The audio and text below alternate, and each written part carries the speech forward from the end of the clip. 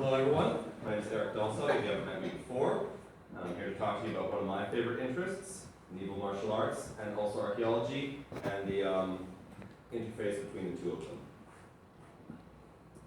The goal of this presentation, firstly, to introduce all of you to HEMA, Historical European Martial Arts, to explain our methodology for how we can reconstruct lost martial techniques, to demonstrate HEMA's value as a form of experimental archaeology, and to discuss what it's taught us so far.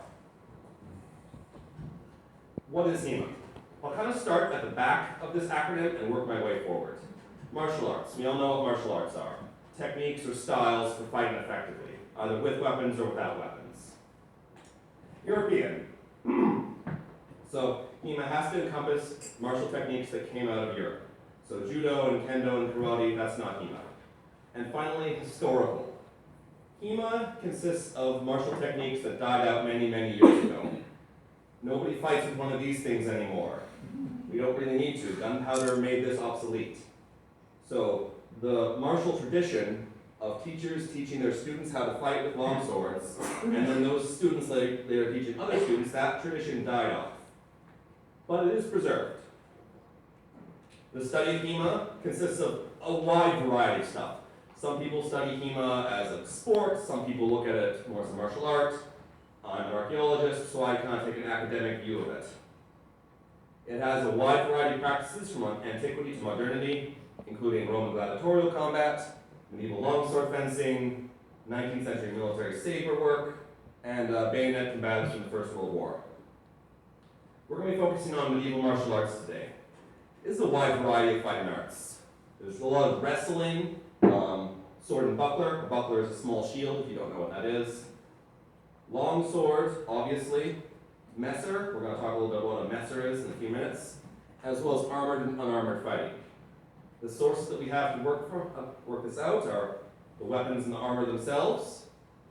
Traditional archaeology of material culture is very useful here to get the right feeling and balance and weight and flexibility of what this should handle like. Skeletal remains are always very helpful to see where wounds are usually inflicted. And finally, the manuals, and this is kind of going to be the centerpiece of my presentation. If anyone here speaks German or Italian, I apologize, because I might be about to butcher these languages. Fechtbuch is the medieval German term for these. It means a fight book. Here's some archaeological context about the Fechtbuch. They're manuscripts on vellum or parchment that record fighting techniques.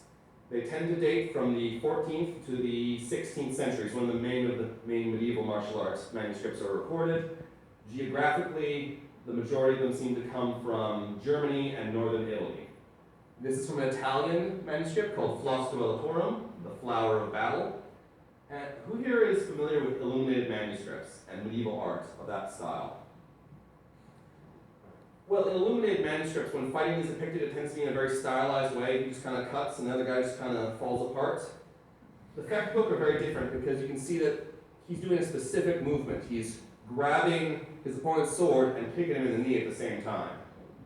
So you can kind of figure out which hand is doing what, which foot is doing what. And it's this level of detail that these illustrations record that allow us to reconstruct what they're doing. Now, these fight books can be approached as traditional textual sources if you're a historically inclined person, but as an archaeologist, I tend to look at them more as a pictorial record of the culture, almost like a cave painting or a Mesopotamian stele. For example, here's a picture of a knight praying as he's about to go into battle. Can everyone hear me? Okay, good. He's carrying his weapons. He has a dagger and a sword. He's praying to the Virgin Mary and the baby Christ right before he goes into combat.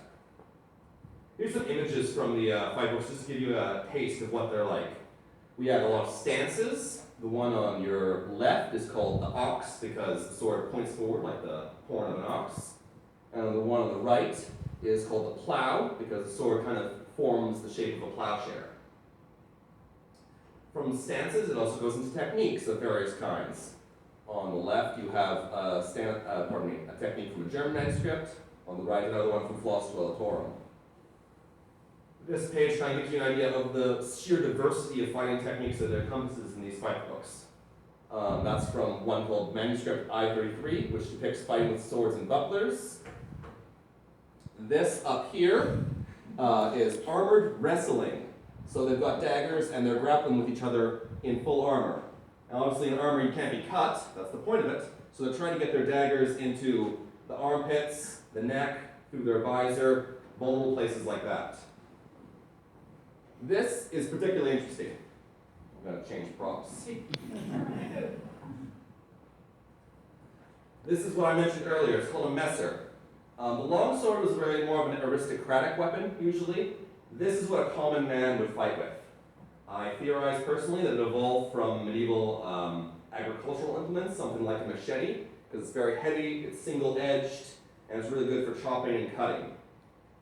An amusing fact about this is the word messer actually means knife. So the Germans would tell you, this is not a sword, this is a knife. The messer had a reputation for being a very violent weapon that cut with great power. In this image here, from Talhofer's 1462 fight book, the captions up here says, "Here they fight with messers, God help them." So how does our process work? How do you go from static images recorded hundreds or many centuries ago to an actual martial art that you can practice today? Well, it has to start with intensive study of the techniques that we find in the fight books. Let's move on. We look at how they're standing, how their sword is turning, what they're doing with it, and then we try to replicate that ourselves. This is kind of difficult sometimes, because sometimes there's really good images, and sometimes there isn't. Sometimes there's text, and sometimes there isn't. So it can be quite challenging, but that's the starting point of it all. We move on to passive or compliant drills. If anyone here has ever practiced martial arts before, this is a drill in which your partner is just kind of letting you do what you want to do to them. There's no resistance to it. We create a model for how we think the particular technique works that way. That's our hypothesis, if you will. We experiment with and refine this model by sparring with each other, and finally we test the model in a competitive setting. The advantages of this are we get a better understanding of how items of material culture, like a sword, is used in a practical sense. Not just what it symbolically meant to the people, not just how fancy it was constructed, but what you actually did with it.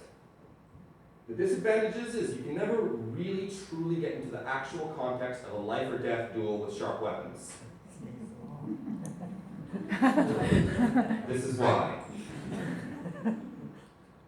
Sometimes this is a kind of an impediment to actually studying this stuff because all of our swords are blunt. They can't cut with it for very good reason, because nobody wants to get maimed. What this means is that our swords will slip and slide off of each other, whereas edged weapons, because they are edged, bite into each other and then get stuck. And a lot of the techniques rely on the fact that they stick and bind into each other. So I'm going to kind of outline with one technique how our process works. We start with the manuals. This is a particular technique called the Zwerhau. You'll see the fencer in red, his sword is moving across the sword of the fencer in blue. He's striking down from above, and his sword intercepts it and binds it so he cannot be hit. At the same time, his strike moves across and hits him in the head. He makes a very lovely facial expression of how anguished he is about this. We go from there into training. We try to replicate that image. We try to figure out, well, is this how it works? No, that feels a little bit wrong. Let's try stepping in the opposite direction. Maybe we should step to the right a little more. Maybe I need to throw this a little bit faster. Finally, we go into competitive testing. Tournaments are a big part of what we do. And here, in this sort of setting, you absolutely know this guy does not want to get swept. So he wants to win, like anybody who goes to a competition ever does. So he's really, really not going to comply with what you want to do to him. That's when you actually can realize whether your interpretation of the technique works or completely doesn't work. Competition is just one of the testing methods we use. Others include test pen of tatami mats. If anyone's familiar with the Japanese sword styles, those rolled mats that they use to test how they cut. And that's good for developing the biomechanics and the technique of a cut. We also do test pen of animal carcasses to see what exactly these do to actual bodies and bones. Sometimes we add clothing or armor to those carcasses to see how that interacts with it. We use varying speeds and varying intensities to see how different weapons interact with each other.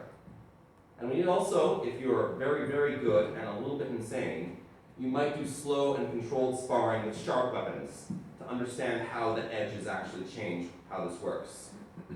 By using a variety of experimental methods, HEMA is able to bring us to a truer understanding of medieval martial arts. Let's talk a little bit about the insights. I'm sorry if this is disturbing anybody's lunch. Let's talk a little bit about the insights that this offers us. I have found in a lot of my reading of battlefield archaeology that a lot of this tends to focus on things like this poor chap who got hit in the head with some kind of bladed weapon and died very painfully. A lot of the battlefield archaeology focuses on the forensic or pathological point of view. How did this person die?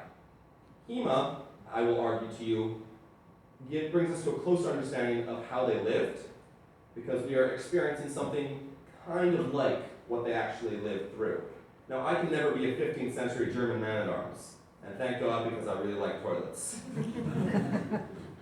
But by practicing with their weapons and trying to replicate their techniques and using those techniques on other people in actual fights, maybe not life or death fights, but fights nonetheless, I'm putting myself kind of into their experiences. This can give me an insight on their lifestyle and an insight on even their psychology. A very foggy glimpse, I will say that. It isn't a clear look at it, but it's more than just looking at their bones. Testing on animal carcasses offers us data to apply to battlefield skeletal remains by seeing what kind of patterns are inflicted by certain weapons. And sparring can also help experimentally confirm the observations that we make from skeletal remains. My conclusion. Weapons and armor had, of course, symbolic significance, which was very important to the people who lived and died by them. However, they also had practical significance. Their practical usage can be better understood by the experimental methodology we use in HEMA. This methodology allows us to reconstruct martial arts that disappeared centuries ago. And by practicing and learning these lost martial arts, we can shed new light upon the individuals who practice them. Acknowledgements, I just like to go through pretty quickly. Firstly, Michael Chichester and the Wiktenauer Project, which is an online resource which digitizes and translates these manuals. All of the images that you've seen from the manuals come from his work, so this would not have been possible without it. Secondly, I'd like to acknowledge Richard Marsden and the HEMA Alliance, which is sort of the governing body of HEMA as a martial art in North America, and has done so much work for organizing the study of it. All the non-manuscript images were publicly available online, and I have provided their URLs. And I'd like to extend a special thanks to Kelly Bjorndalen and Lindsay Goodwin. Can you guys just wave to the crowd? Because without their hard work and their dedication organizing HEMA and the practice of HEMA in Saskatoon, I wouldn't be here talking about this.